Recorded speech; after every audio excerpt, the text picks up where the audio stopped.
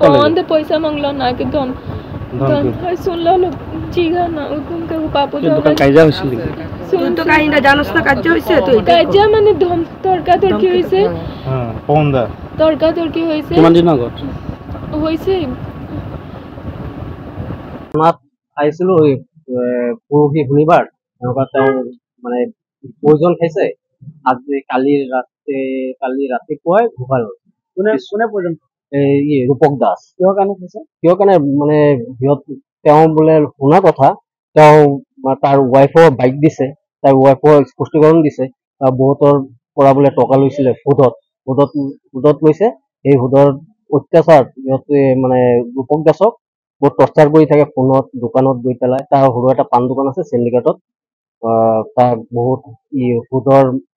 মানুহকেইটাই তাক বহুত কৰে হেৰাচমেণ্ট দিয়ে তাৰ কাৰণে তাৰ চেণ্টিমেণ্টেলৰ কাৰণে তেওঁ এইটো খালে সন্দেহ তাৰ যিহেতু তাৰ ৱাইফে নিজে স্পষ্টীকৰণ দিছে তাৰ নাম কৈছে কি ইকবাল আৰু এটা নাম আৰু পৱন আৰু অপূৰ্ব দেৱজিৎ গিৰিয়েকে থানাত আহিছিলে কিন্তু কেছটো ৰখা নাই পুলিচে কৈছে ডেড বডিটো আহক পিছত আপোনালোকে ভালকে বুজি পেলাই কেছটো কিন্তু আমাৰ CM ছাৰ ডাঙৰীয়া যেনেকুৱা কথাটো কৈছিলে সেই হিচাপত কিন্তু আমি ঢিং বজাৰ বাছিয়ে সাধাৰণ মানুহে কিন্তু সেই বিষয়টোৰ ওপৰত মানে ভাল মানে পোৱা নাই কিন্তু সুদখোৰবিলাক নি পেলাই কিয় আৰু অপেনলি ঘূৰি থাকে ভোট লৈ আছে অপেনলি ঘূৰি আছে এইটো কি আছে ৰহস্যটো এইটো একমাত্ৰ চলি আছে এইটো জ্বলন্ত উদাহৰণ যিটো মৰিছে ঢুকাল এইটো জ্বলন্ত উদাহৰণ যিহেতু তাৰ ৱাইফে স্পষ্টীকৰণ দিছে তেওঁতো ঢুকাল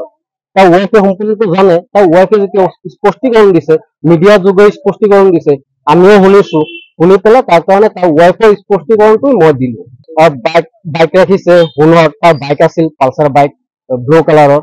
নাম্বাৰটো নাজানো আছিলে আৰু সোণৰ গহনা কাণফুলি আৰু তাৰ পান কাৰ্ড আধাৰ কাৰ্ড সম্পূৰ্ণ সুদখোৰবিলাকে উঠাই লৈ গৈছে নাম ইকবাল আৰু অপূৰ্ব আৰু দেৱজিৎ